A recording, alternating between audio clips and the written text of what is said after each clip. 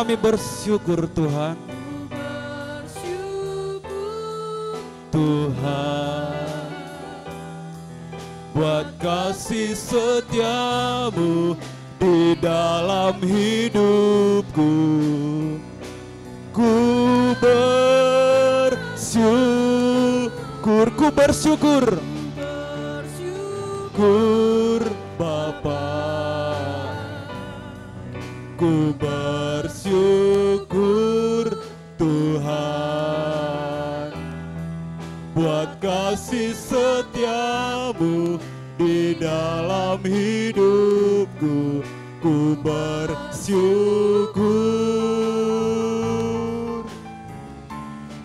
ku bersyukur Bapa.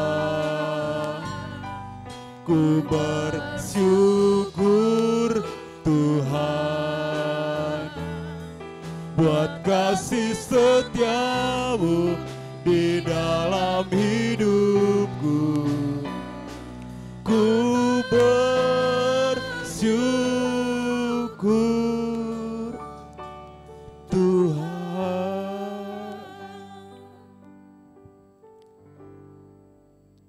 Puji nama Tuhan. Kembali kita ada di sore menjelang malam hari ini. Kita hanya sadari semua hanya karena berkat dan kemurahan Tuhan. Biarlah kita mensyukuri seperti pujian. Ku bersyukur, mensyukuri waktu yang Tuhan berikan untuk kita datang kembali beribadah. Dengan kerendahan hati saya menyapa Bapak Ibu Gembala beserta abang kami, Bang Febian, beserta kakak juga, dan menyapa dengan rekan kaum muda. Shalom semua, shalom. Biarlah motivasi kita datang memang untuk memuji dan menyenangkan Tuhan. Kalau ada yang bertanya acara apa ini? Acara talk show. Nanti lebih lengkapnya biar nanti abang dan Gembala yang akan bertutur kata di tempat ini menjadi saluran berkat buat kita. Untuk itu kita memuji Tuhan. Kita angkat satu pujian, besar dan ajaiblah.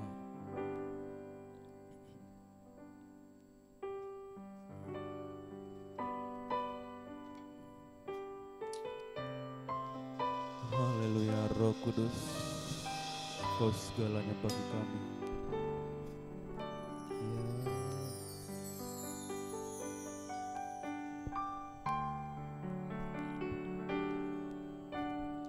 Besar dan ajaiblah karyamu, adil dan benarlah jalanmu, Raja segala bangsa yang maha kuasa, mulia namamu.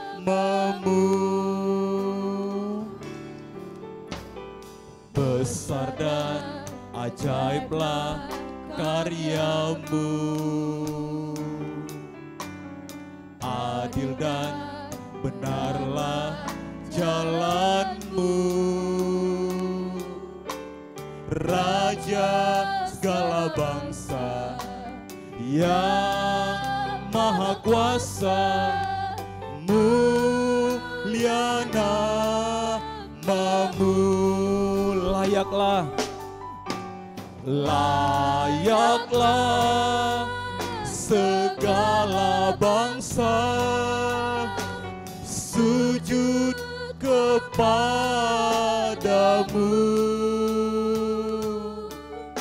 sebab Kau Allah yang kudus, layak disembah.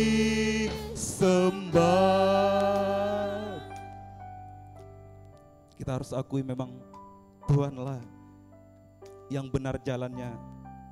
Kita selalu sering salah hanya karena tuntunan Roh Kudus yang memimpin kita di dalam segala kebenaran Allah itu. Untuk itu lebih sungguh kita memuji Tuhan. Saya mengundang dengan hormat kita bangkit berdiri. untuk menyenangkan hati Tuhan terlebih dahulu. Besar dan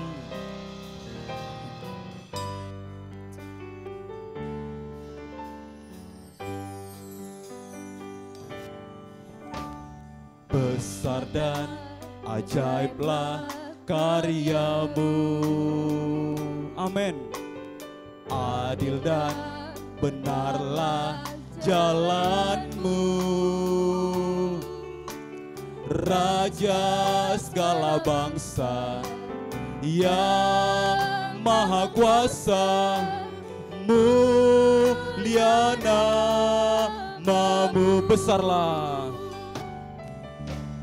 besar dan ajaiblah karyamu. Oh, adil dan benarlah jalanmu, Raja segala bangsa, Raja segala bangsa yang akan memerintah selama-lamanya. Mulia namamu, layaklah segala bangsa sujud kepadamu,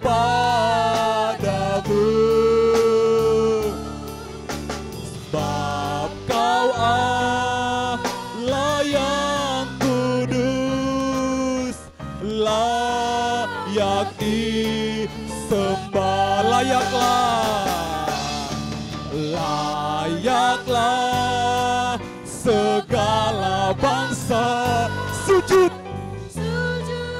kepadamu, sebab Kau Allah yang kudus, layak disembah. Layaklah segala bangsa sujud kepadamu, sebab Kau Allah yang kudus, layak disembah. Layaklah segala bangsa sujud kepadamu, sebab Kau Allah yang kudus, layak disembah. Layaklah segala bangsa sujud kepadamu, sebab Kau Allah yang kudus, layak sebab Kau Allah yang kudus, sebab Kau Allah yang kudus, layak sebab Kau Allah yang kudus, sebab Kau Allah yang kudus, layak disembah.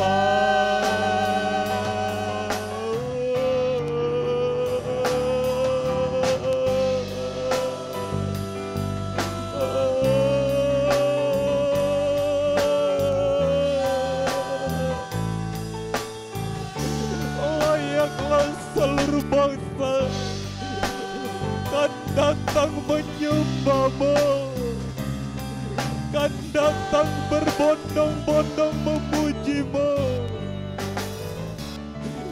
mencari perlindungan Tuhan,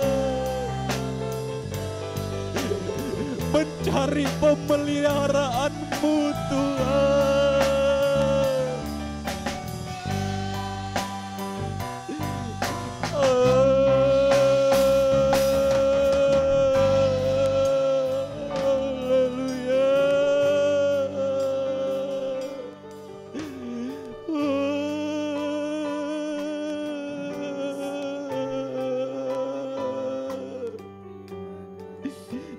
kami menyembah-Mu.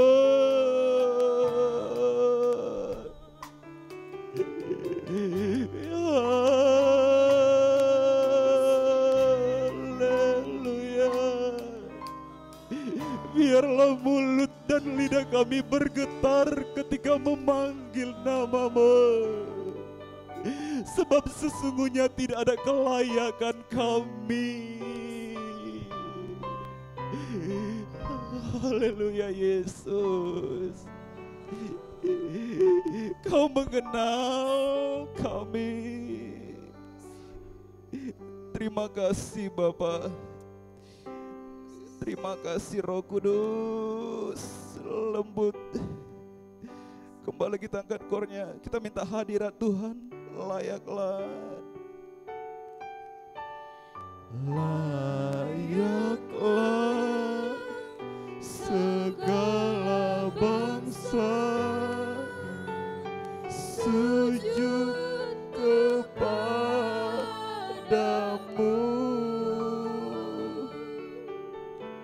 sebab Kau Allah yang kudus, layak disembah. Terima kasih Bapa buat kesempatan yang Tuhan masih beri buat kami, sehingga dengan kerendahan hati dan kesatuan hati kami memuji-Mu untuk menyenangkan hati Bapa, menyenangkan hati-Mu Tuhan. Terima kasih Yesus. Mohon pengampunan-Mu buat kami, hamba-hamba-Mu yang belajar melayani-Mu. Sebab sungguhnya gak ada layak kami, hanya karena darah-Mu lah yang menyucikan hati dan pikiran kami ini.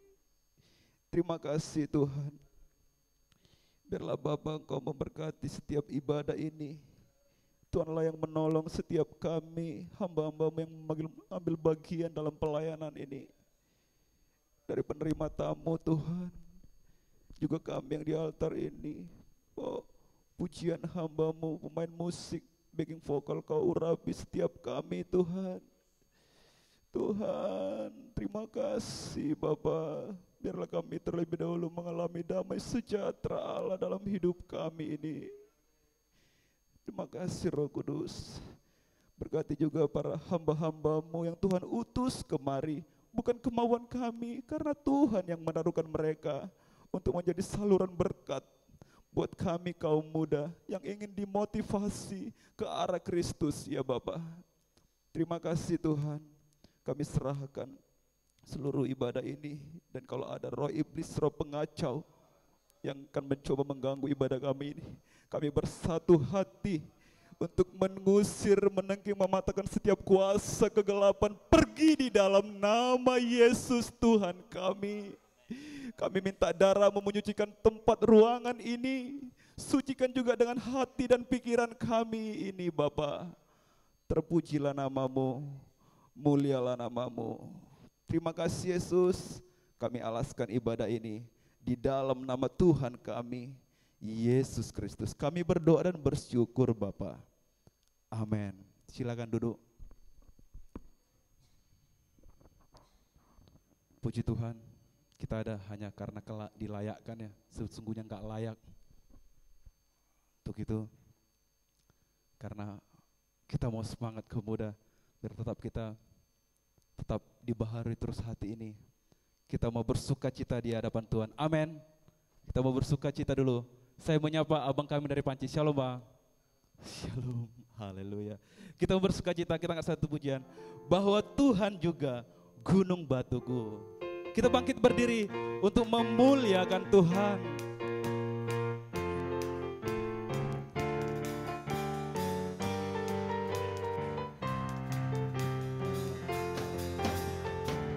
Bahwa Tuhan juga, ya, gunung batuku.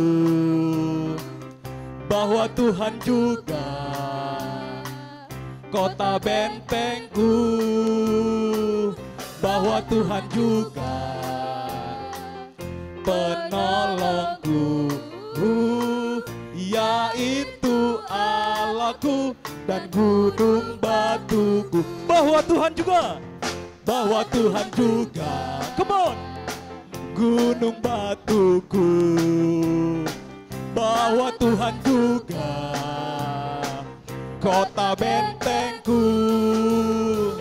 bahwa Tuhan juga penolongku, yaitu Allahku dan gunung batuku.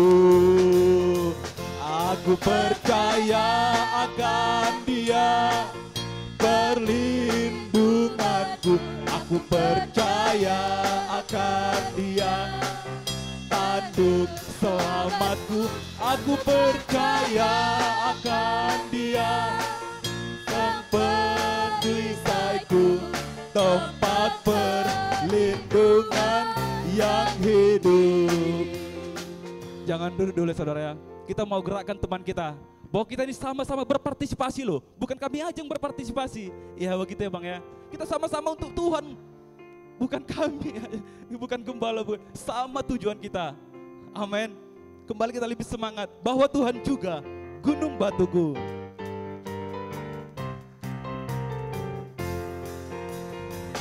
Bahwa Tuhan juga gunung batuku, bahwa Tuhan juga kota bentengku, bahwa Tuhan juga penolongku, yaitu Allahku dan gunung batuku. Bahwa Tuhan juga gunung batuku, bahwa Tuhan juga kota bentengku, bahwa Tuhan juga penolongku, yaitu Allahku dan gunung batuku. Sama-sama, aku percaya akan Dia perlindunganku, aku percaya akan Dia tanduk selamatku, aku percaya akan Dia sang perisaiku, tempat perlindungan yang tinggi. Aku percaya.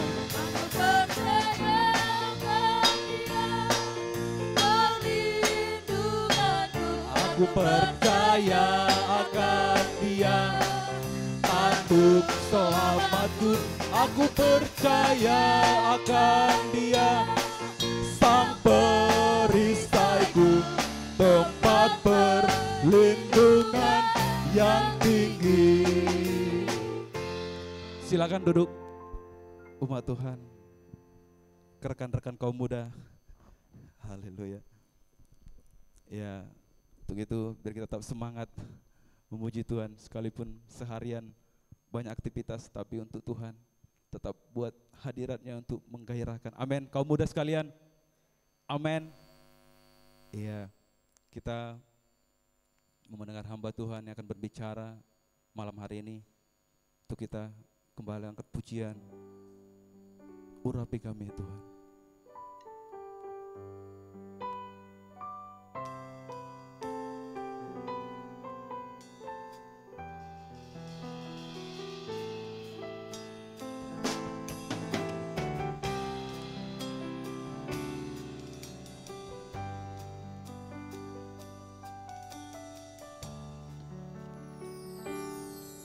Kami datang penuhi panggilan-Mu Tuhan, dengan apa yang dapat kami berikan. Kami penuhi amanat agung-Mu, melayani jiwa yang berbeban.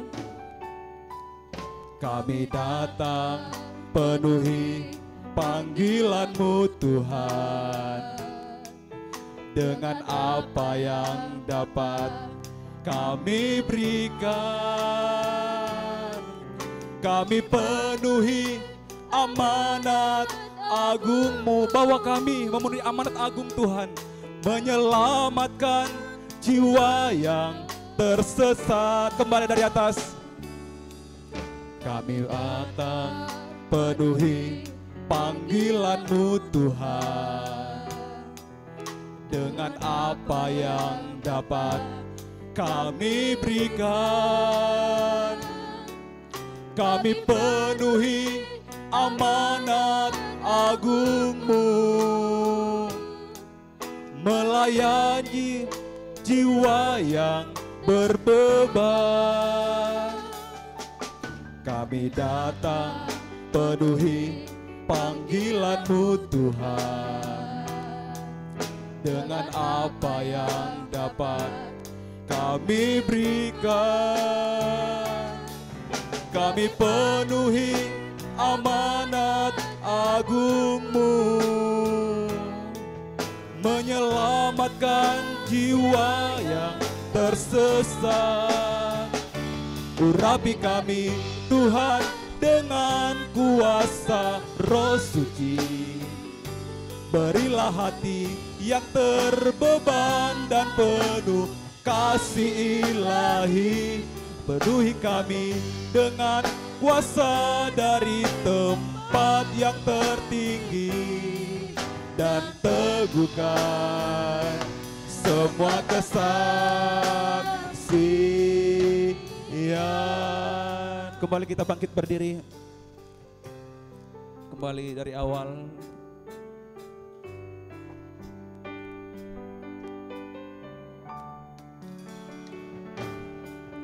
Kami datang penuhi panggilan-Mu Tuhan, dengan apa yang dapat kami berikan. Kami penuhi amanat agung-Mu, melayani jiwa yang berbeban. Kami datang penuhi panggilan-Mu Tuhan, dengan apa yang dapat kami berikan. Kami penuhi amanat agung-Mu, menyelamatkan jiwa yang tersesat. Urapi kami Tuhan dengan kuasa Roh Suci.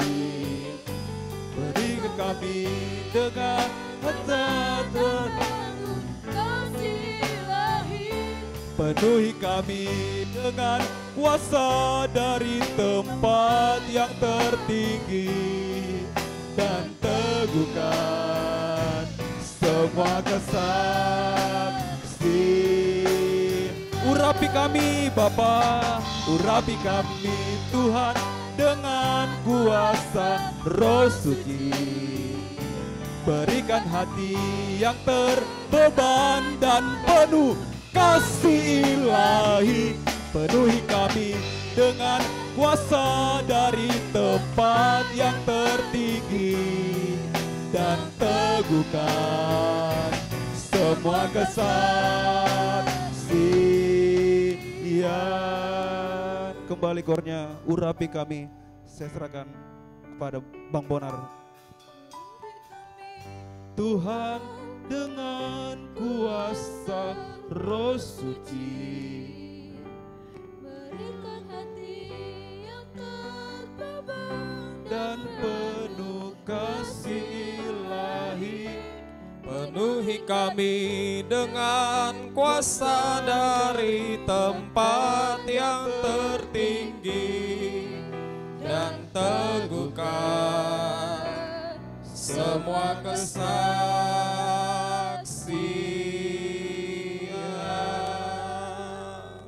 Memang benar tanpa urapan Tuhan, maka kami tidak ada pada saat malam hari ini Tuhan. Tanpa Roh Kudus-Mu kami tidak dapat bergerak. Tanpa Roh Kudus-Mu maka kami tidak dapat hidup. Oleh sebab itu pada saat malam hari ini dalam bentuk talk show kami, biarlah kiranya pengetahuan kami boleh elevate to elevate Tuhan. Sehingga pada saat malam hari ini kami boleh mendapat pengetahuan yang baru, wawasan yang baru tentunya berpandangan berkaca lewat firman-Mu Tuhan. Berkati kami, setiap kami yang hadir pada saat malam hari ini, biarlah kiranya pertemuan kami yang sangat sederhana ini boleh menjadi kekuatan bagi kami menghadapi dunia dengan segala keadaannya akhir-akhir ini ya Tuhan. Yang sangat membingungkan, mencemaskan, bahkan ingin menggoyangkan iman percaya kami kepada Engkau. Namun bila ada knowledge yang daripada Tuhan itu, maka kami akan tetap teguh berdiri kokoh dalam segala hal. Dan kami tetap percaya Tuhan yang tetap memegang teguh tangan kehidupan kami. Berkati dua narasumber kami, Abang Febian dan juga Bapak Gembala yang akan mengupas tuntas tentang knowledge to elevate yang kami ambil dalam kitab Amsal, pasalnya yang pertama yang ke-7. Dan kami percaya kami mendapat kekuatan yang baru, nah karena kami yakin dan percaya Tuhan Engkau hadir di tempat ini. Dan sekali lagi jikalau masih ada roh setan, roh pengemudi udara, bahkan roh acu tak acu yang ingin mengacaukan hati dan jiwa kami patahkan kuasanya hanya di dalam nama Yesus. Dan kami percaya Tuhan Engkau hadir di tempat ini memberikan kemenangan bagi kami. Sehingga kami pulang dari tempat ini boleh mendapat sesuatu yang baru dan nama Tuhan dipermuliakan. Kami bersyukur untuk kemurahan Tuhan malam hari ini. Dalam nama Yesus kami mulaikan talk show kami malam hari ini. Amin. Silakan duduk.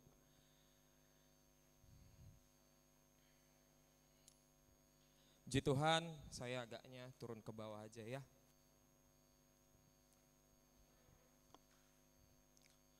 Kemurahan Tuhan kita boleh berkumpul malam hari ini. Mungkin ini masih ada yang di jalan ya, karena ada juga yang ibadah sore, kejar pelayanan sore dan mereka rindu juga mau datang ya.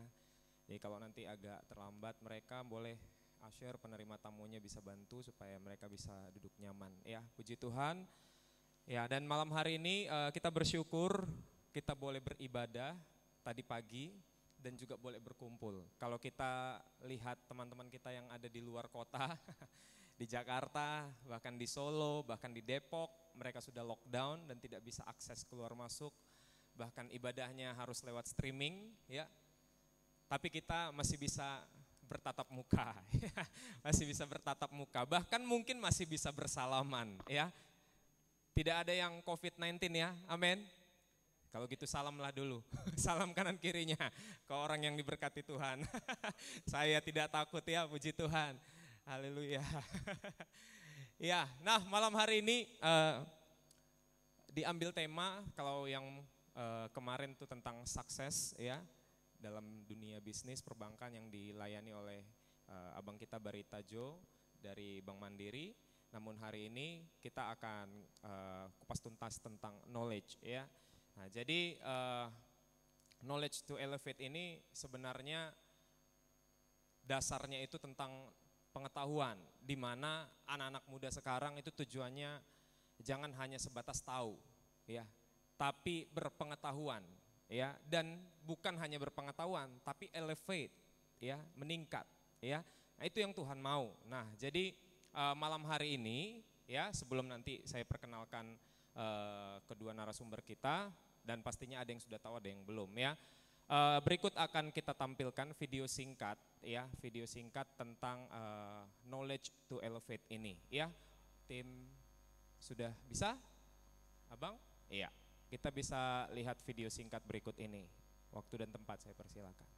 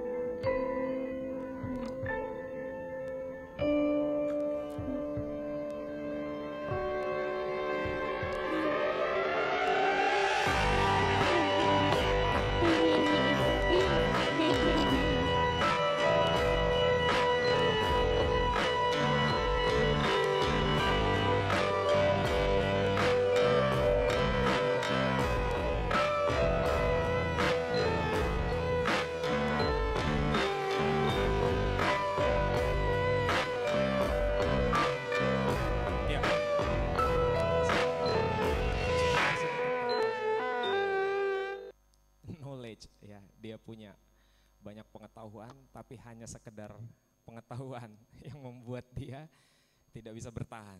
Ya, nah malam hari ini yang mau kita tekankan adalah bagaimana pengetahuan itu kita selaraskan dengan firman.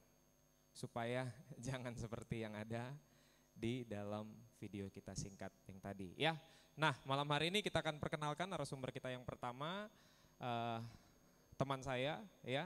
Abang ini sudah lama kenal ya, mungkin ada yang sudah kenal ya. Beliau juga seorang educator, seorang guru, bahkan seorang musisi juga ya, dan sudah berkeluarga ya, dan juga rajin melayani Tuhan ya. Ya, kita berikan tepuk tangan dulu untuk Abang Febian Christopher Nathanael Siregar BTH MRE. Boleh duduk di depan, Bang? Ya, boleh di depan. Dan satu lagi yang tidak kalah terkenal juga ya, hamba Tuhan di tempat ini ada Bapak Gembala Pendeta Dian Serdamanik. Boleh kita berikan tepuk tangan? Ya, waktu dan tempat boleh dipersilahkan.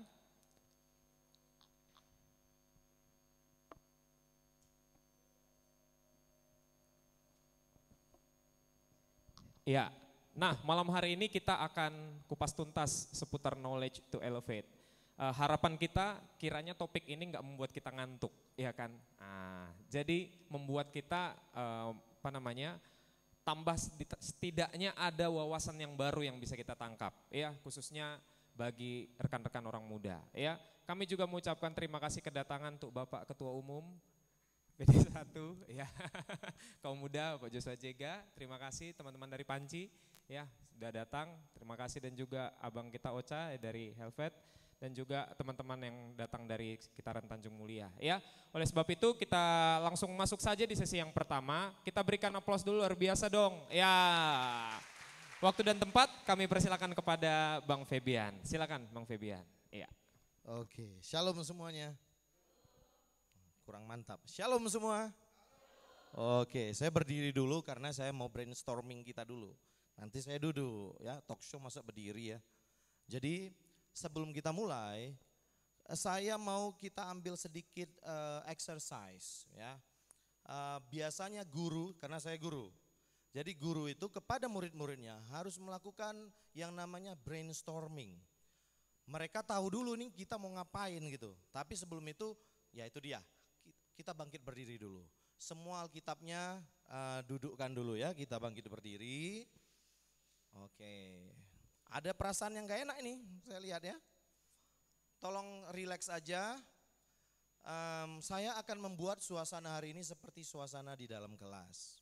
Jadi saya Bapak Guru, di sini semuanya anak-anak murid ya.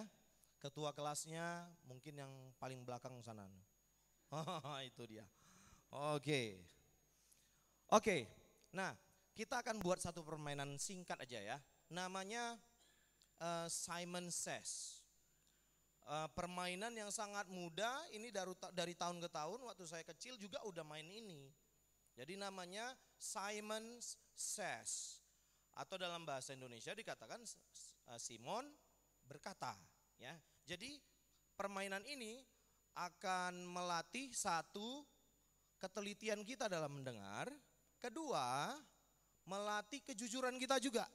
Jadi mohon ketelitian dan kejujurannya sinkron ya. Jangan dia teliti tapi dia nggak jujur. Nah, kita malam hari ini akan coba permainan ini. Mudah saja, saya akan memberikan contoh. Misalnya saya katakan Simons, tahu Simons ya? Kalau kita nonton American Got Talent, itu ada yang namanya Simon yang biasa ngasih komentar pedas. Nah, itu Simon. Kalau Simon says, kalau Simon berkata, kalian harus lakukan apa saja yang dikatakan oleh Simon. Tapi kalau Simon tidak bilang apapun, jangan lakukan. Saya kasih contohnya. Contoh ya. Simon says, Simon berkata, angkat tangan. Nah, semua angkat tangan dong. Ayo angkat tangan karena Simon says. Nah, kalau saya katakan Simon berkata, turunkan. Turunkan. Jangan bandel. Oke. Nah, kalau saya katakan sekali lagi, Simon berkata angkat tangan dua-dua. Turunkan. Oh jangan, yang bilang turunkan siapa? Bukan Simon ya. Oke. Ngerti ya? Oke, saya mau lihat siapa nih nanti peserta terakhir akan mendapatkan hadiah utama, yaitu memimpin doa terakhir ya. Oke, oke, kita coba ya. Ingat, permainan ini antara Anda dan Tuhan. Ya, kalau misalnya dia bergerak sedikit aja, udah kalah ya. Tapi saya akan mulai dari yang mudah dulu. Nanti levelnya naik terus. Kan knowledge to elevate, ya kan? Yang mudah dulu. Oke? Siap? Siap dong, siap? Iya, oke. Simon berkata, lihat ke atas. Simon berkata, lihat saya. Pandang temannya. Wah, Anda yang saling berpandangan silakan duduk ya. Silakan duduk. Simon tidak nyuruh pandang-pandangan ya, turun. Iya. Hanya instruksi yang menggunakan Simon berkata lakukan. Kalau tidak jangan. Iya. Ingat ketelitian dan kejujuran. Bapak Gembala udah langsung duduk. Aduh, sengaja nih. Oke, saya maju lagi ke sini ya. Oke, kita mulai lagi ya. Simon berkata, hormat, turunkan. Duh, ayo silakan duduk. Wah, yang benar nih. Oke, kita mulai ya. Oh jangan, nanti mereka 1 jam gini. Oke, Simon berkata turunkan. Oke, Simon berkata angkat 1 kaki. Turunkan. Goyang nih, ayo jujur. Goyang. Iya, sisa 1, 2, 3, 4, 5. Siapakah di antara mereka berlima yang akan masuk ke babak final? Oke. Simon berkata turunkan kakinya. Wah. Simon berkata tepuk tangan. Lebih kencang. Ya biasa aja tepuk tangannya. Simon berkata tepuk tangan. Berhenti. Ada yang berhenti. Duduk. Inilah peserta final kita. Dari sudut kanan, sudut kiri dan sudut tengah ya. Oke. Kalau prediksi saya, Mbak yang di tengah ini pemenangnya. Prediksi saya. Simon berkata berhenti. Nanti gini 5 menit setruk dia. Oke. Simon berkata lihat ke atas, turunkan. Simon berkata senyum. Wah ini gak perlu dilatih, gak perlu Simon berkata udah senyum duluan. Simon berkata lihat saya. Simon berkata angkat tangan, turunkan. Oke, sepertinya prediksi saya akan segera terwujud. Oh, kita ada tiga ya, 1 lagi di belakangnya. Oh, saya nggak lihat. Boleh maju ke depan? Iya. Prediksi saya rubah ini. Kayaknya Mbak baju merah ini yang menang. Siapa tahu saya salah ya. Oke, kali ini lebih tinggi lagi levelnya ya. Oke, kali ini lebih cepat dan harap lebih teliti. Simon berkata, turunkan tangannya, berikan saya 2. Simon berkata, angka 2, 1. Simon berkata 5. Simon berkata 1, 2. Turun. Inilah babak final kita ya.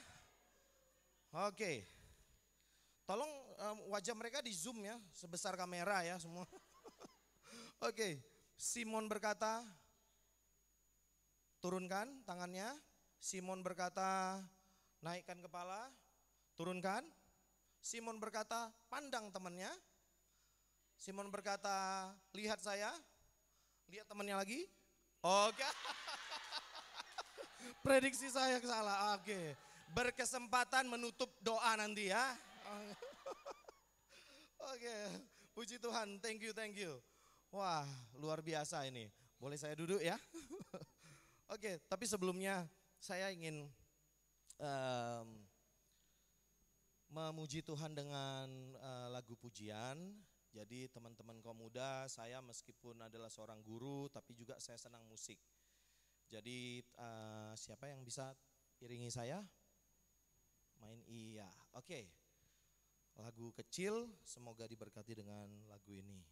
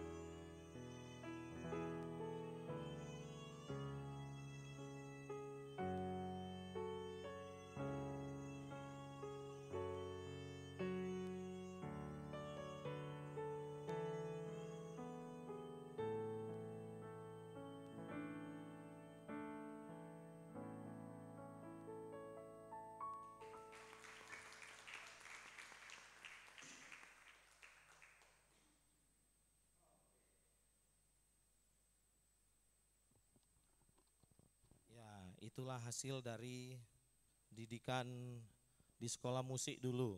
Jadi sebelum saya mulai sedikit ya data-data tentang saya. Saya dilahirkan di keluarga hamba Tuhan, memutuskan untuk melayani Tuhan sejak SD kelas 4. dalam bidang musik.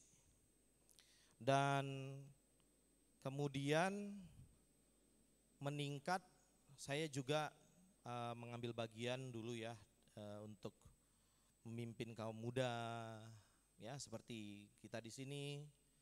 Lalu mulai berkecimpung dalam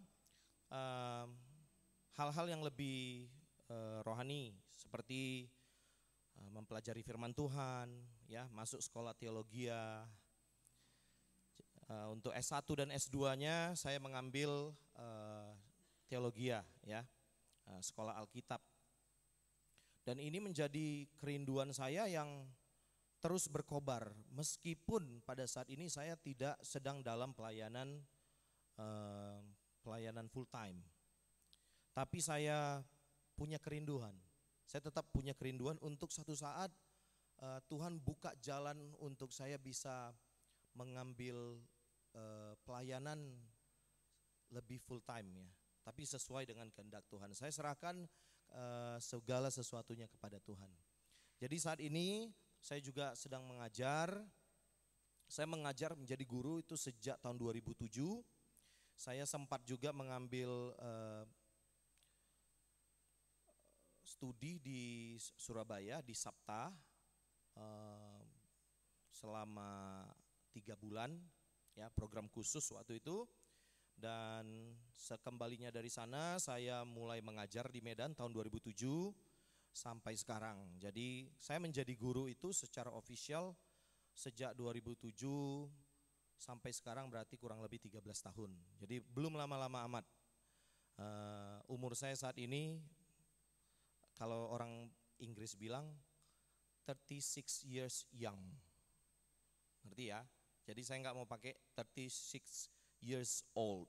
Itu tua banget ya. Jadi biasanya kan orang nanya nih, how old are you?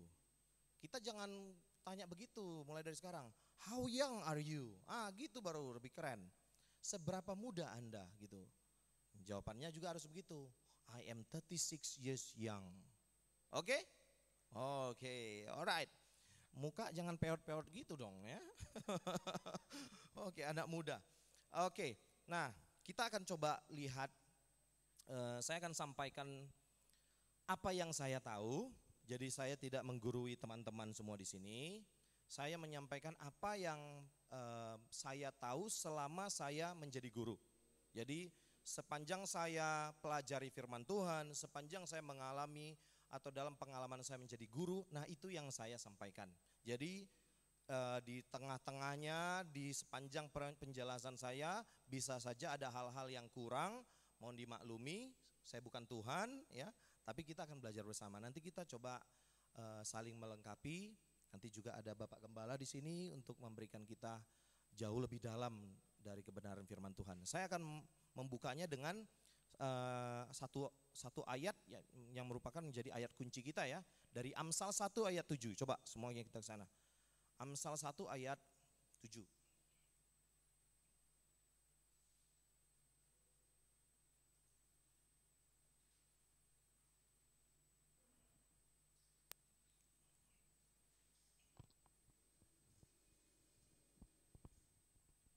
Ya, ini waktu saya sekolah di Metodis ya, itu belakangnya ada ayat ini, Amsal 1 ayat 7. Yuk kita sama-sama bacakan 2 kali ayat ini, cukup bagian A-nya saja ya, bagian A-nya saja. Oke, ready ya, 2 kali, 1, 2, 3. Takut akan Tuhan adalah permulaan pengetahuan. Sekali lagi ya, kita baca ayatnya, 1, 2, 3. Takut akan Tuhan adalah permulaan pengetahuan. Jadi dalam bahasa Inggris ya hampir sama ya, yang dibahas di sini adalah pengetahuan. Tapi kalau saya melihatnya bukan hanya pengetahuan. Ayat ini punya dua kata kunci. Teman-teman pasti tahu. Yang pertama adalah takut akan Tuhan, the fear of God. Yang kedua adalah pengetahuan. Nah, hebatnya dalam bahasa Inggris versi King James dikatakan the fear of God is the beginning of wisdom.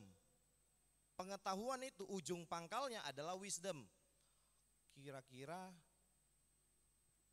yang tahu arti wisdom? Wisdom. Ayo. Apa? Bijaksana. Yes. Hikmat, wisdom, bijaksana. Jadi kalau dikatakan orang itu berhikmat sekali ya, orang itu bijaksana sekali. Nah, ujung dari pengetahuan membuat kita menjadi berhikmat. Jadi harusnya pengetahuan yang kita pelajari ujungnya membawa kita kepada wisdom. Maka kita bukan mau jadi orang pintar. Kita bukan mau menjadi orang yang tahu secara teori saja.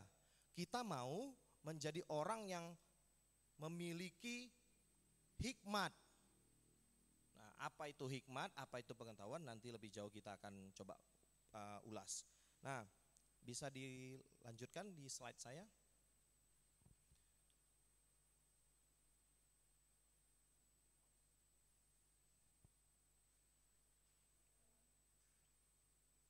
Nah, oke, lanjut. Next ya. Oke. Nah, ini ada satu pernyataan. By the way, semua slide saya di dalam bahasa Inggris. Kita anak muda, nggak ada matinya ya. Kita harus tahu bahasa Inggris. Bahasa Inggris adalah harga mati. Bahasa Chinese, kita mati ya.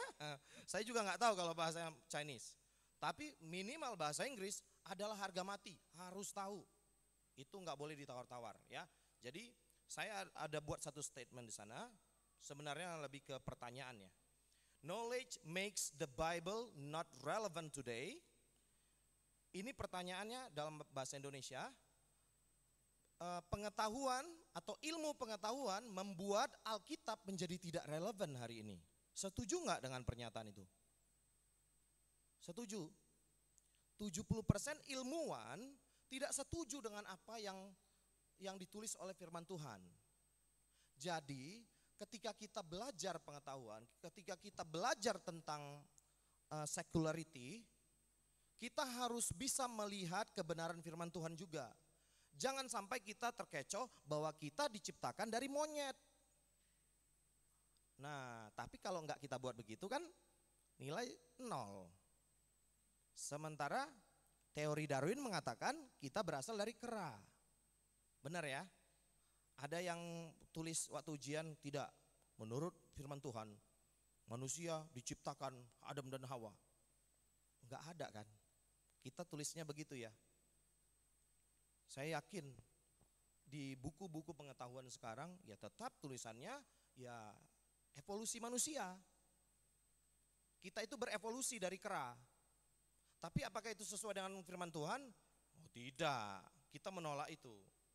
Tapi karena seorang Darwin, dia adalah seorang yang ya mengakunya Kristen, tapi dia tahu firman Tuhan, tapi dia menolak against God's word. Jadi, nah di sini kita harus berhati-hati ketika kita belajar, tidak semua pengetahuan itu benar. Kita harus kaji dari firman Tuhan. Jangan terbalik. Jangan kaji firman Tuhan dari pengetahuanmu. Jangan terbalik. Tapi ujilah pengetahuan kita dari firman Tuhan. Itu baru benar kita berdiri di atas firman Tuhan. Amin? Iya. Nah, jadi untuk statement ini saya enggak setuju. Saya masih katakan bahwa Alkitab sampai detik ini masih sangat relevan karena di dalamnya penuh dengan ilmu pengetahuan. Dan apakah ilmu pengetahuan berlawanan dengan Alkitab? Tidak. Kalau kita katakan berlawanan berarti kamu yang tidak percaya firman Tuhan. Ilmu pengetahuan hadir setelah firman Tuhan. Firman Tuhan lebih dahulu. In the beginning God creates the world. Pada mulanya Allah menciptakan langit dan bumi. Ya belum ada pengetahuan saat itu. Belum ada IPA, IPS dan lain-lain, ya. Lanjut. Jadi dikatakan scientists and modern theologians claim that the Bible is full of errors and cannot be our only authority. Artinya para saintis dan juga orang-orang teologia, maaf, meskipun banyak orang yang disebut sebagai tamatan teologia, hati-hati. Karena banyak sekolah-sekolah teologia yang sudah menyatukan teologia dengan ilmu pengetahuan. Mereka cocokkan. Kalau nggak cocok kata firman Tuhan, ya nggak cocok. Ini dicocokkannya. Petrus berjalan di atas air, Yesus berjalan di atas air. Oh, secara scientific itu bisa nggak dijelaskan? Nggak bisa. Tapi mereka menggunakan sains. Oh, pada waktu itu kemungkinan Laut Galilea sangat dipenuhi dengan batu es sehingga mereka bisa berjalan. Wah, saya nggak setuju begini. Itu salah satu mujizat loh. Karena sampai detik ini tidak ada orang yang berjalan di atas air sama seperti Yesus berjalan di atas air. Itu yang membuktikan bahwa bahwa firman Tuhan itu above knowledge. Tidak bisa disamakan dengan pengetahuan, di atas pengetahuan. Maka tidak salah. Nanti kita akan lihat bagaimana firman Tuhan yang dicari, bukan hanya pengetahuan. Ya. Jadi katanya Alkitab kita ini penuh dengan kesalahan. Saya mau kasih, siapa tahu setelah melihat kesalahan ini, teman-teman ada yang mulai meragukan Alkitab. Saya coba ya, ini tes uji nyali ya. Katanya ada ayat yang hilang di dalam firman Tuhan. Coba buka 1 Korintus 9 ayat 15. 1 Korintus 9 ayat 15. 1 Korintus 9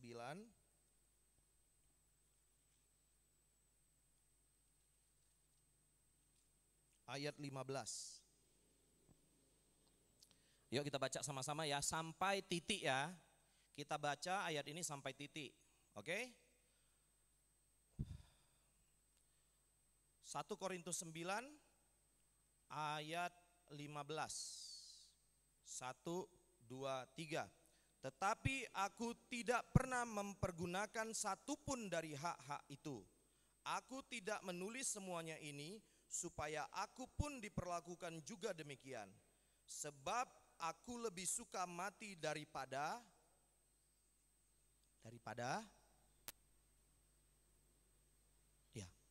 apa ini? Kok bengong? Daripada kita bingung, kita harus belajar firman Tuhan ini dari bahasa aslinya. Jadi jangan takut. Saya mengklaim bahwa firman Tuhan tidak berhenti sampai di sana. Tapi ada skrip dulu, ada skrip yang di skrip kuno ya, Alkitab kuno. Nah ini ditemukan, kitab ini versi yang udah lama, udah kuno dan gak dipakai. Tapi ada teologian yang orang-orang teologi pada zaman dulu yang berpikir secara kritis dan modern, mereka bilang yang paling lama ini yang paling benar. Padahal itu kitab buangan. Jadi itu diambil, versi itu diambil, lalu disinkronisasikan dengan kitab-kitab yang lain. Jadilah 97% versi Alkitab di dunia, ayat itu berhenti di sana. Saya bersyukur bahwa saat saya mempelajari firman Tuhan ini di sekolah teologia yang benar-benar menekankan bahwa firman Tuhan adalah sempurna. Kalau firman Tuhan bercacat, dia tidak bisa menjadi otoritas dalam hidup kita.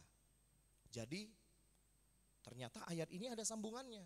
Dan saya senang membaca ayat ini dari versi bahasa Inggris, versi King James. Nah itu ada sambungannya. Jadi kalau mau tahu mungkin lain kali kita akan membahas ini ya. Ini lebih dalam kepada apakah firman Tuhan itu sempurna atau bercacat celah. Karena terus terang serangan tentang firman Tuhan ini bukan hanya dari dalam, bukan hanya dari luar, tapi juga dari dalam. Ya. Nah kita mau lanjut,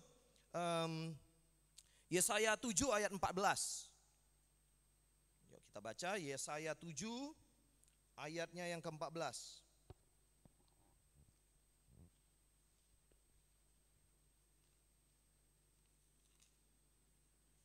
Kita baca bersama. Yesaya 7 ayat 14, ayat ini sangat populer. Ayat populer juga bisa di attack ya, bisa diserang. Yesaya 7 ayat 14. Ada yang Alkitabnya ayat ini ditandai? Ada ya, karena ini ayat populer sebenarnya di kalangan gereja. Oke, kita baca bersama 1, 2, 3. Sebab itu Tuhan sendirilah yang akan memberikan kepadamu suatu pertanda. Sesungguhnya seorang perempuan muda mengandung dan akan melahirkan seorang anak laki-laki, dan ia akan menamakan dia Immanuel. Yang mengandung itu siapa? Seorang perempuan muda. Kelahiran Yesus di dunia itu diklaim oleh bapak-bapak gereja sebagai mujizat terbesar, karena tidak pernah ada orang yang lahir tanpa hubungan suami istri. Kalau yang mengandung itu perempuan muda, ini mujizat enggak? Enggak. Ada di kampung sana 13 tahun perempuan muda mengandung, 13 tahun, 15 tahun, kurang muda apa coba? Jadi di mana letak mujizatnya? Nah, kenapa ayat ini ditulis begitu? Karena secara ilmu pengetahuan enggak sinkron kalau bunyinya begini. Ya, saya akan bacakan. Sebab itu Tuhan sendirilah yang akan memberikan kepadamu suatu pertanda. Sesungguhnya seorang perawan mengandung. Enggak cocok. Enggak cocok ya, seorang perawan mengandung. Yang mengandung itu adalah orang yang menikah. Orang yang sudah melakukan hubungan suami istri, itu mengandung. Tapi kalau perawan mengandung enggak mungkin. Maka ilmu pengetahuan disinkronkanlah itu Alkitab dengan ilmu pengetahuan supaya cocok. Maka tulisannya seorang perempuan muda. Dalam bahasa Inggris versi King James dikatakan a virgin. Tahu artinya virgin? Perawan. Nah, ternyata masih ada translation yang lebih mendekati ke aslinya. Ya, saya pusing-pusing baca tulisan Ibrani Yunani bertoge-toge ya, semuanya daripada ribet. Saya coba pelajari firman Tuhan biasanya dari bahasa Inggris versi King James. Ini ditulis sudah cukup lama, tahun 1611. Jadi hampir 4-5 abad bertahan. Jadi versi ini bahkan tidak ini ya. Nah itu dia, thank you untuk ayatnya. A virgin shall conceive, akan mengandung. Ini enggak nyambung kalau gini kita bacanya. Orang sains ketawa kalau kita bacanya begini. Maka supaya mudah, Lembaga Alkitab Indonesia buatnya begitu. Saya harap meskipun kita baca begitu, kita anggaplah bahwa versi terjemahan Lembaga Alkitab Indonesia ingin menekankan bahwa pada waktu itu Maria yang seorang perawan masih sangat muda. Oke? Yang terakhir.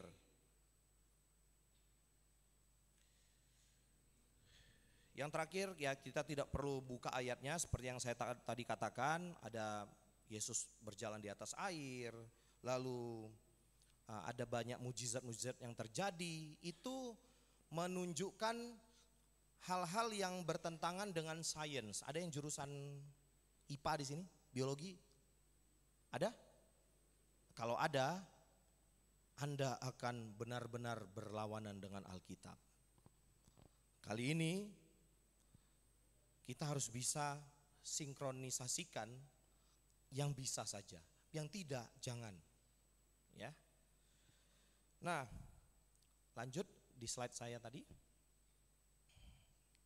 Ada satu statement yang saya ingin kita ketahui.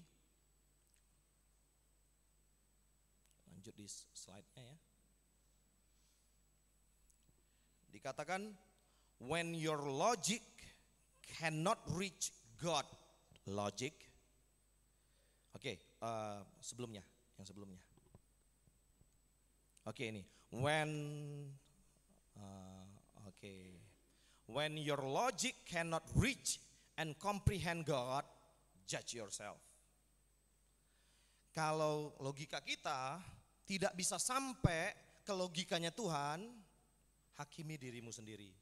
Berarti saya yang salah Tuhan, bukan firman Tuhan yang salah. Firman Tuhan tak sedikit pun bercacat bercelah. Firman Tuhan sangat precise. Tahu precise artinya? Tepat, seinci pun gak bergeser. Jot dan titel, itu kalau di bahasa asli itu lebih kecil daripada titik. Titik itu besar loh. Ini mood dalam Alkitab juga gak bisa hilang. Apalagi kata sebesar ini, katanya hilang. Seperti di 1 Korintus tadi hilang katanya. Enggak mungkin, saya enggak percaya. Saya enggak percaya Tuhan saya gagal memelihara firman-Nya. Dia akan memelihara firman-Nya sampai selama-lamanya. 1 iota pun tidak akan bergeser, tidak akan dihilangkan dari firman Tuhan. Amin. Amin. Bagaimana konstruksi tabernakel? Rinci sekali. Tidak ada yang hilang. Semua bahan-bahannya tepat ada dibuat di sana. Warna-warnanya, ukurannya, wow. Jadi bagaimana hal serinci itu ada di sana, tapi doktrin hilang katanya, nggak mungkin. Lanjut.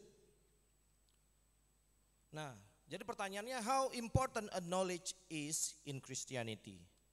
Seberapa pentingkah jadinya pengetahuan itu, ilmu pengetahuan dalam kekristenan? Oh, jangan bilang nggak penting, penting, ya, sangat penting. Coba kita buka, lanjut, ya. Kita belajar dari seorang Raja Salomo. A lesson from King Solomon. He asked for wisdom. Raja Salomo ketika dia dia jawab, saya perlu hikmat. Kita langsung saja ya. Ada satu kata yang saya ingin jelaskan ke kita. Kita buka dari 1 Raja-Raja 3 ayat 5. 1 Raja-Raja 3.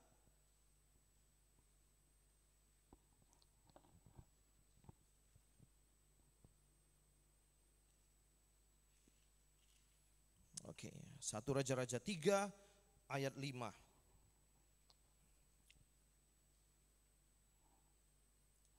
Oke. Di Gibeon itu Tuhan menampakkan diri kepada Salomo dalam mimpi pada waktu malam. Berfirmanlah Allah, mintalah apa yang hendak kuberikan kepadamu. Jadi Allah kasih satu permintaan. Oke, kamu boleh berikan apa saja, ya.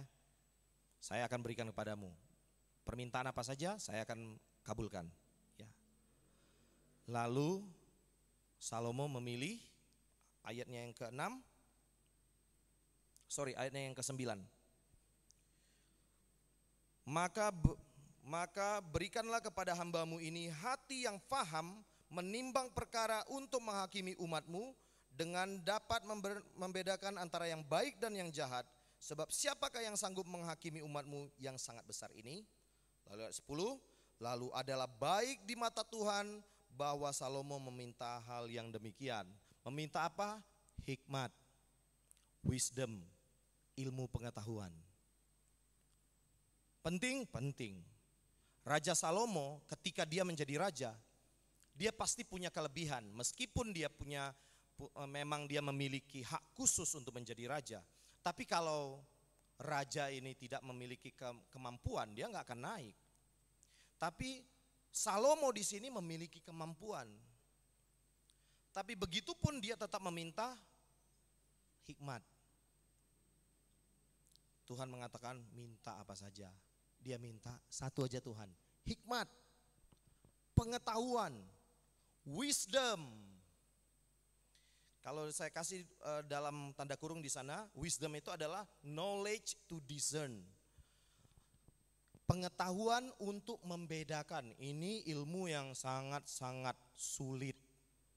Begitu Salomo lihat sesuatu, dia mengerti mana yang benar, mana yang salah. Dan langsung seketika itu juga ada kasus yang terjadi. Ya kita tahu dan kita tidak bahas itu. Tapi Salomo langsung tahu bagaimana memutuskan mana yang benar, mana yang salah. itu hikmat. Maka ingat, ilmu pengetahuan itu harus dipelajari di dalam hikmat. Karena yang kita pelajari adalah bagaimana membedakan yang benar dan yang salah.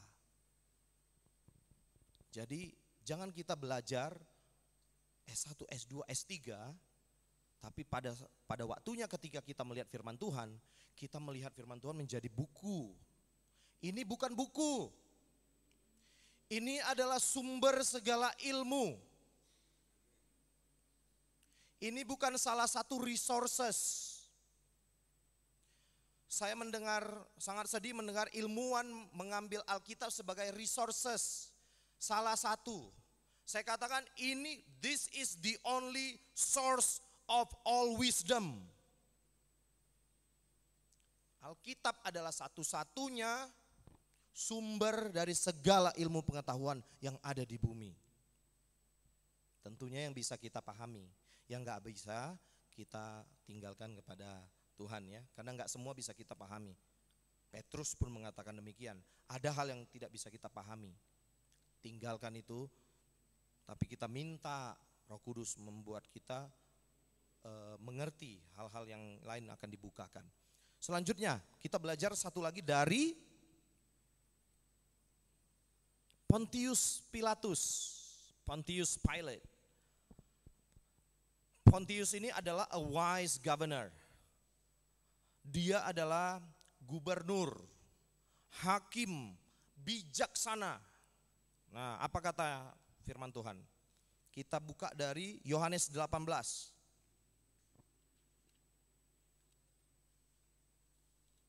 Yohanes 18. Kita mulai dari ayat 37.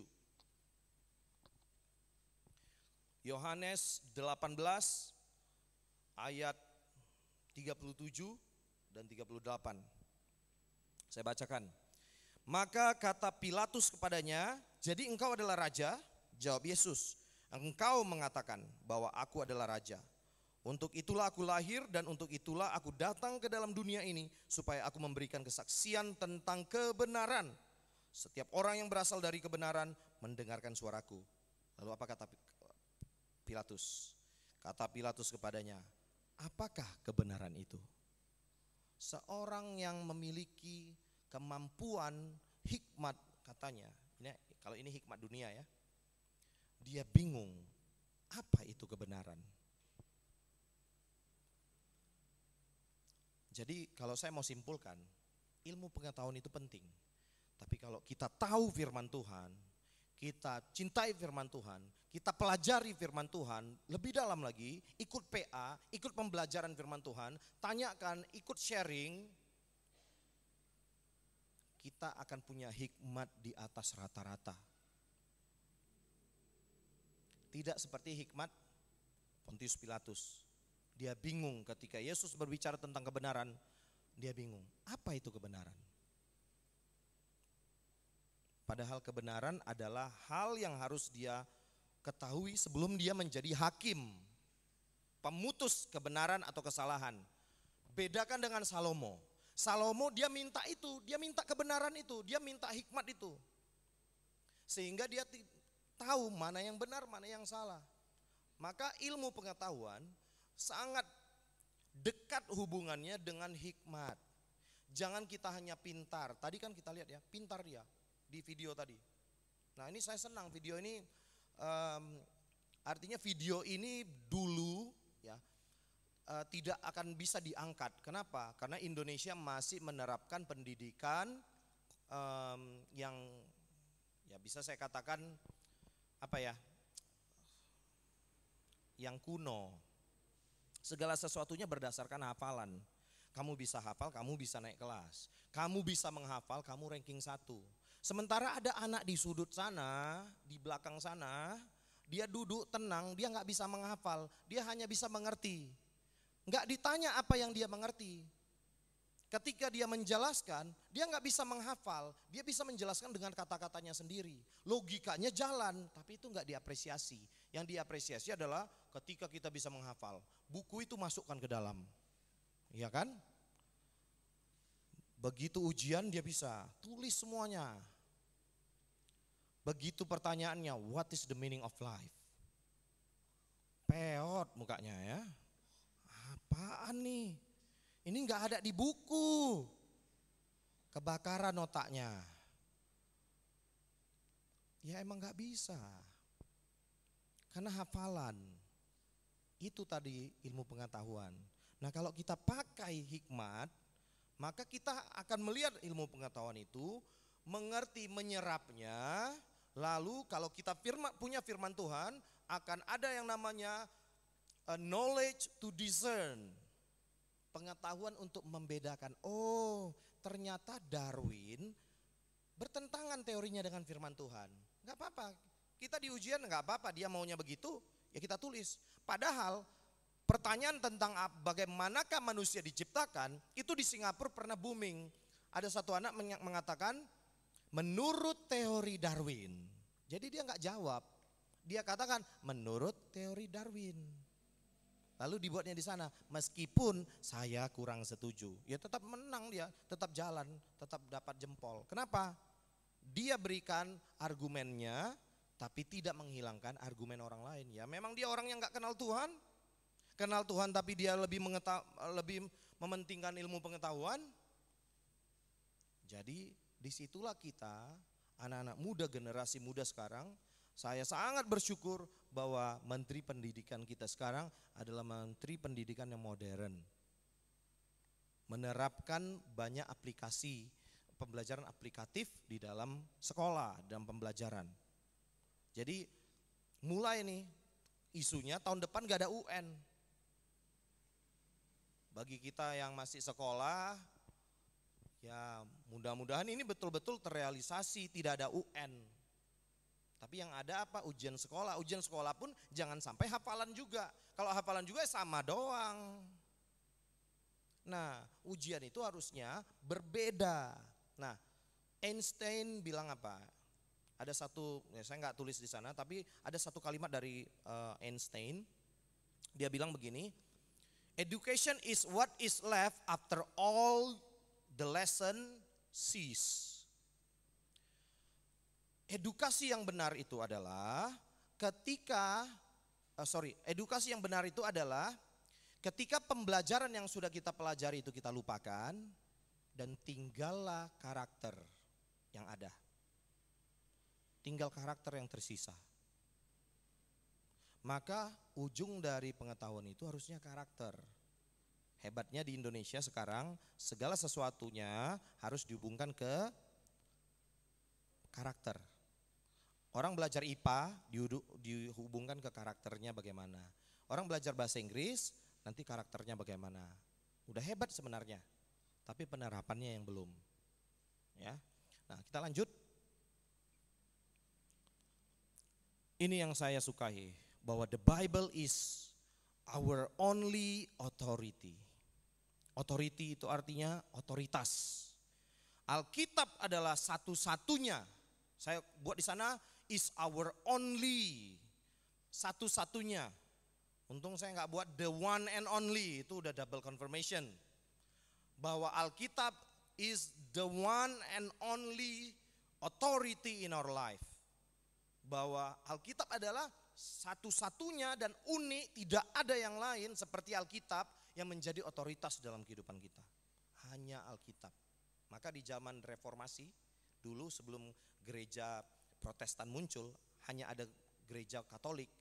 Zaman reformasi ada satu slogan, only the Bible, only Jesus, only faith.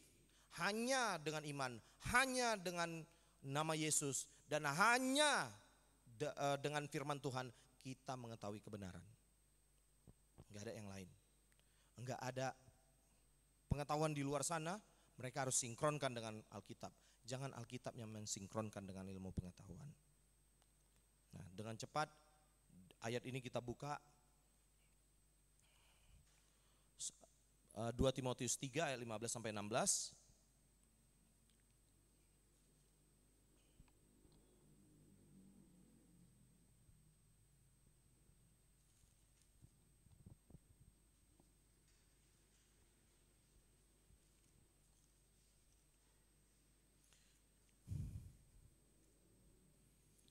Oke.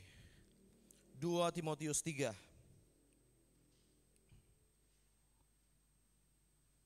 Ayatnya yang ke-15.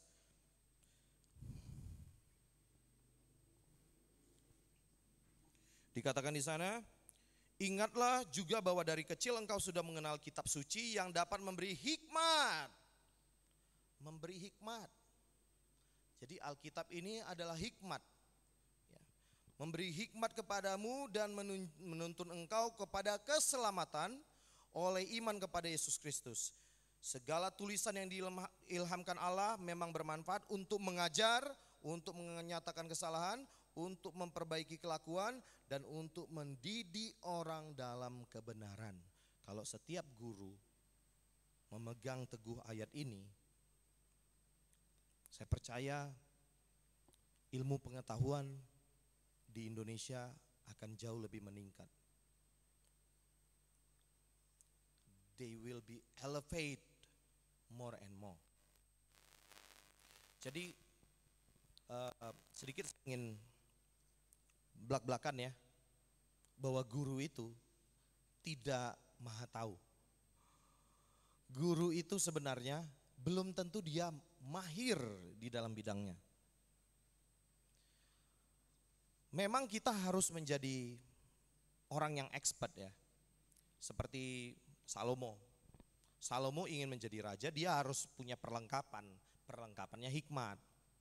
Kita mau jadi seorang dokter, kita harus punya perlengkapan. Perlengkapan kita ilmu pengetahuan kedokteran medis. Kita mau menjadi pengacara, kita harus tahu hukum-hukum.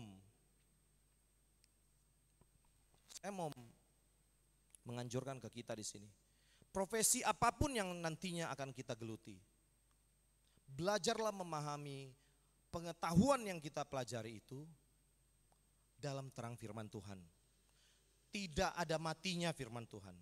Firman Tuhan itu tetap valid bahkan sampai hari ini, hingga Maranatha. Tidak sedikit pun firman Tuhan mengering, mengklasik, mengkuno. Enggak.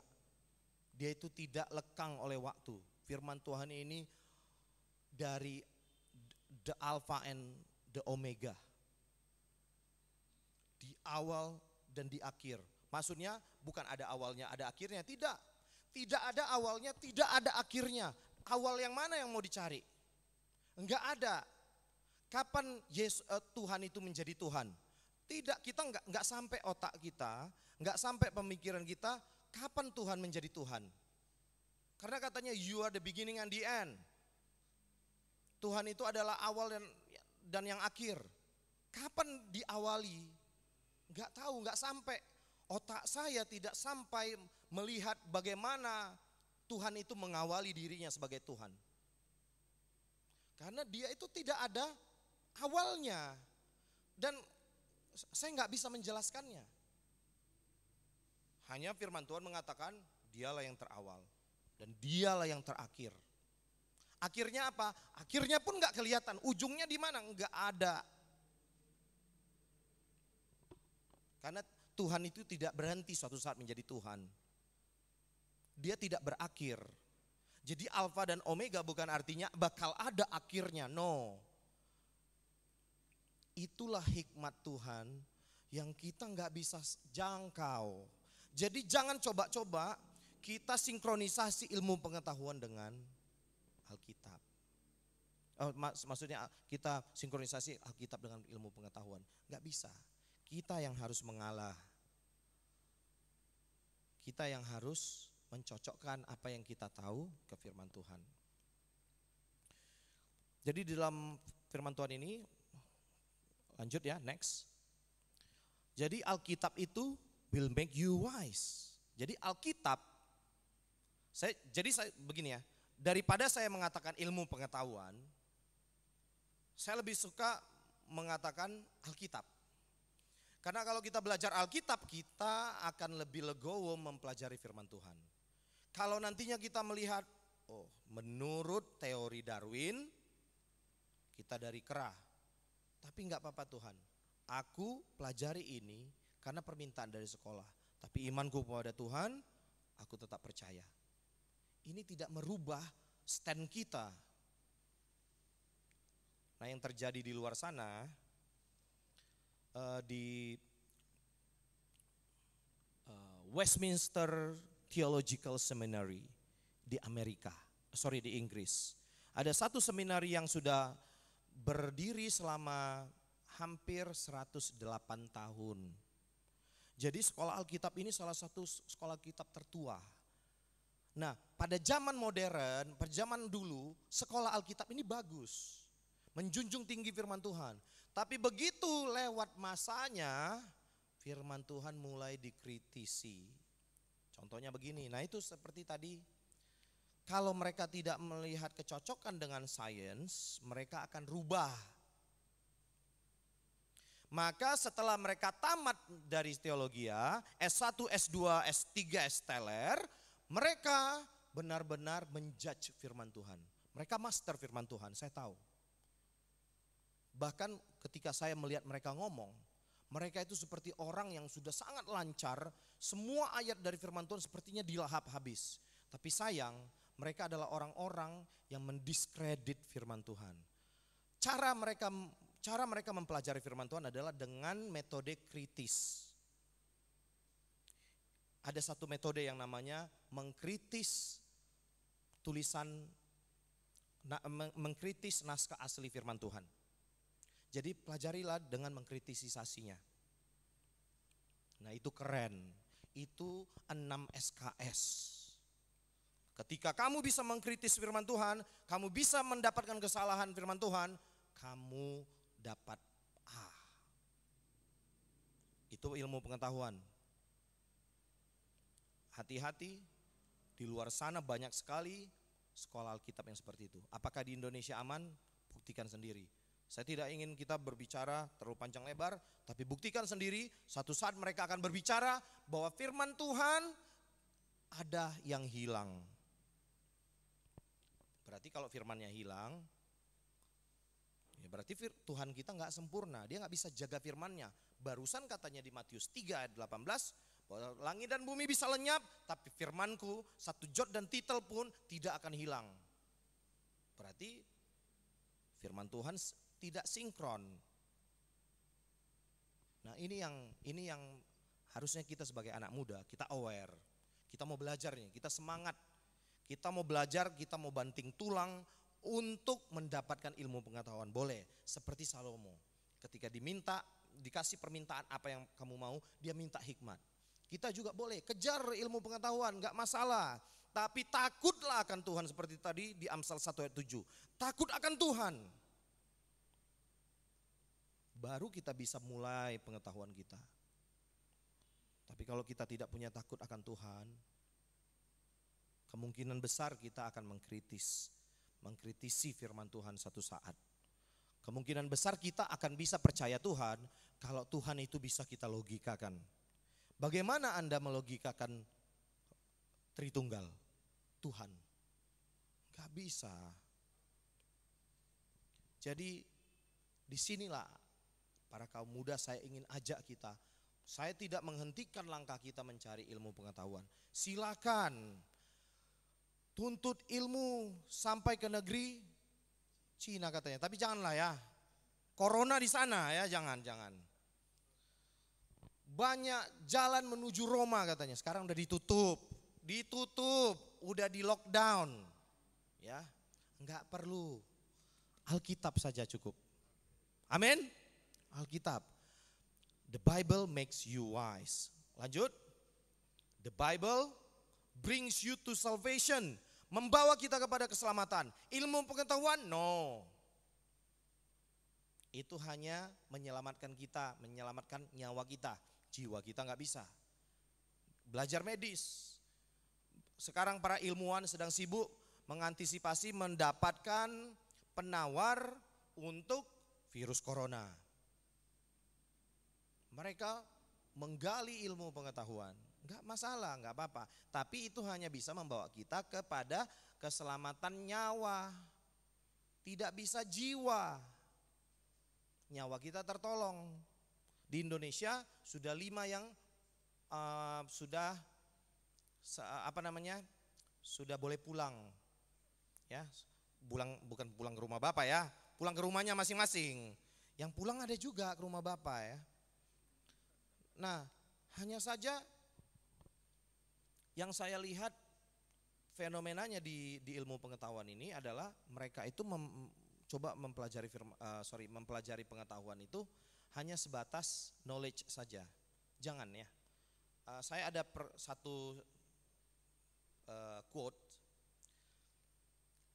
The best education is head knowledge plus heart knowledge. Edukasi terbaik itu adalah pengetahuan di otak dan pengetahuan di hati, di jiwa. Harus sinkron. Karakternya harus nampak juga, jangan sombong. Ini banyak orang-orang pintar di sini saya lihat. Dari jidatnya saya bisa lihat nih banyak orang-orang pintar di sini. Ya, kelihatan. Dari jidatnya ya. Nah, tapi ya baiklah kita menjadi orang pintar yang bijaksana, yang tidak sombong ya, rajin menabung dan lain-lain. Oke, lanjut. The Bible is a profitable lesson and teaching. Nah, Alkitab itu adalah profitable. Tahu artinya profit? Pembelajaran yang menguntungkan. Lesson and teaching. Jadi Alkitab itu adalah pembelajaran yang menguntungkan. Kita beruntung mempelajari firman Tuhan.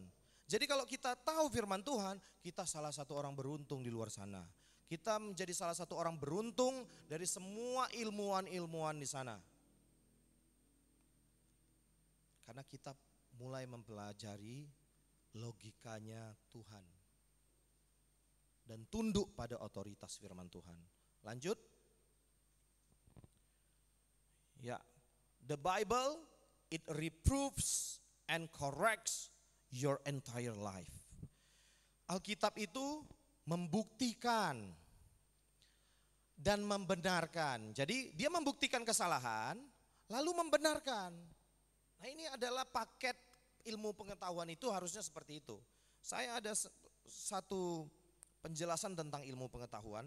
Jadi katanya ilmu pengetahuan itu secara definisi adalah seluruh usaha sadar untuk menyelidiki, menemukan dan meningkatkan pemahaman manusia dari berbagai segi kenyataan dalam alam manusia. Segi-segi ini dibatasi agar dihasilkan rumusan-rumusan yang pasti. Jadi ilmu pengetahuan itu terbatas logika manusia. Sifatnya membuktikan kesalahan, tapi tidak memberikan koreksi yang benar. Firman Tuhan, dia memberikan kesalahan kita, dia buka kesalahan kita apa, dan juga memberikan pada kita solusinya. Kan enak, firman Tuhan bukakan kesalahan kamu apa, lalu diberikan solusinya. Ya. Terakhir, lanjut. Oh, oke. The Bible is a valid and reliable instruction. Tahu instruction itu apa? Instruksi. Oh iya, gampang ya. Instruction itu apa? Instruksi, ya benar. Itu adalah perintah. Sebuah aturan yang mengatur seluruh kehidupan kita, yang valid dan reliable. Valid artinya dia itu benar, valid ya. Reliable, kita dapat bergantung seutuhnya kepada firman Tuhan. Kita nggak perlu ragukan. Jadi Alkitab itu adalah sumber segala instruksi yang bisa kita terima. Ya, lanjut. The Bible makes you right. Statement-statement ini diambil dari 2 Timotius 3 ayat 15 tadi dan 16. Bahwa Alkitab makes you right. Artinya apa? Alkitab itu membuat kita jadi orang yang benar. Karena kita punya kebenaran di dalamnya. Amin. Statement terakhir sebelum saya diusir Bapak Gembala di sini. Sudah kelamaan. Statement terakhir, the Bible is the source of all truths. statement ini kalau kalian buat di status, saya berani jamin kalian akan di DM, di inbox, di WA, personal, chat dan lain-lain. Kalian akan diminta klarifikasi, enggak salah. Ya, untuk yang sepaham mereka akan bilang amin, haleluya, puji Tuhan. Bagi yang tidak sepaham, mereka akan mulai menyatakan apa yang mereka ketahui. The Bible is the source of all truths. Ini agak ekstrim. Berarti dalam bahasa Indonesia, Alkitab adalah sumber segala kebenaran. Jadi kalau ada kebenaran di luar sana, kalau menurut firman Tuhan salah, salah. Wah, ekstrim sekali kamu. Tapi itulah kata firman Tuhan. Kebenaran di luar sana ketika dia bertentangan dengan firman Tuhan, maka dinyatakan invalid, tidak benar. Minimal itulah keyakinan saya.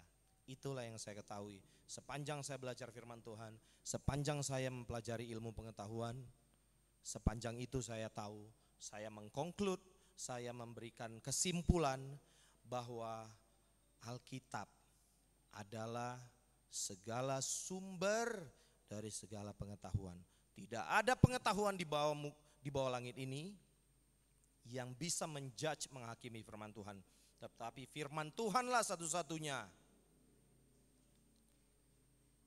firman yang dapat menjudge, menghakimi, mengkoreksi segala ilmu pengetahuan di bawah langit. Demikian, Tuhan Yesus memberkati kita.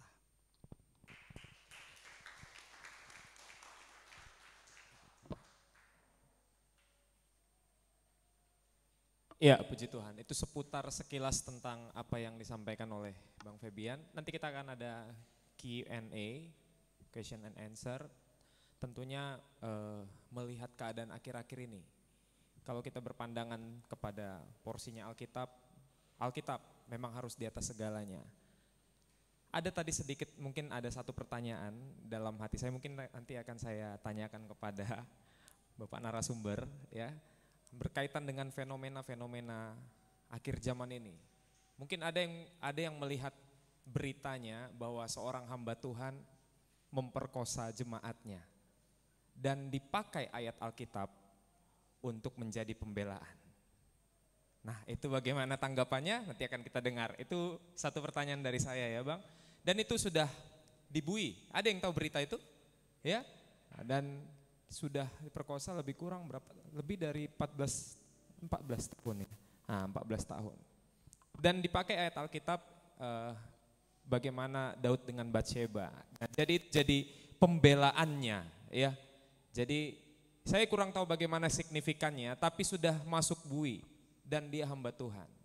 Nah, itu nanti mungkin bisa dibantu penjelasannya ya, satu pertanyaan dari saya, Bang. Nah, namun sebelum nanti di-conclude oleh Bapak Gembala dalam sesi yang kedua, kita minum kopi dulu sebentar. Karena Bang Joshua Jega sudah mau minum kopi dia katanya. Ya, oke, baik, kita boleh coffee break sebentar. Nanti di jam 8:10 kita akan masuk sesi yang kedua. Silakan tim coffee break boleh mengambil tempatnya. Abang dan Bapak Gembala juga boleh sambil minum dulu, boleh ke toilet sebentar. Ya, terima kasih, Tuhan berkati. Mari tim coffee break, boleh Dek, silakan diambil. Ya.